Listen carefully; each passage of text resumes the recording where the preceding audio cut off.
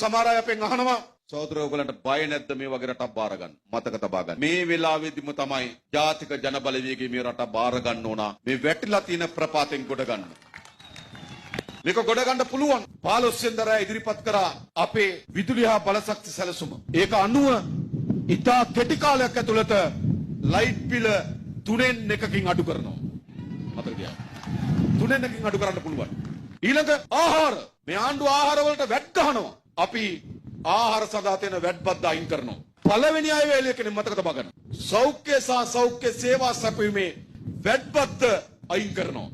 18ක් තියෙනවා අයින් කරනවා. ඊළඟ අධ්‍යාපනය. දරුවෙක් අමතර අධ්‍යාපන ලබා ගැනීම සඳහා පොතක් ගත්තොත්, අධ්‍යාපන උපකරණයක් ගත්තොත් 18ක් බදු ගෙවන්න ඕන ආණ්ඩුවට. ජාතික ජන බලවේගයේ ආණ්ඩුව පළවෙනි අයවැය ලේඛනෙම්ම බද්ද අයින් කරනවා. හරිද? එයි ආණ්ඩුව එන්නේ ජනතාව බලා ගන්න.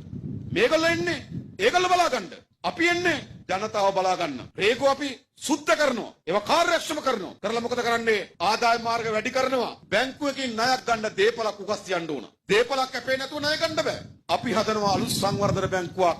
ඇප වලින් තොරව ණය ලබා දෙන බැංකුවක්. ඒ නිසා මේ නතර වෙලා තියෙන ආර්ථිකය, පීලි පැනලා තියෙන ආර්ථිකය නිසි පීල්ලට දාලා ශීඝ්‍රගාමී ලෙස ඉදිරියට ගෙන යන ආර්ථිකයක් බවට ජාතික ජන බලවේගයේ ආණ්ඩුව මේ ආර්ථිකය පත් කරනවා.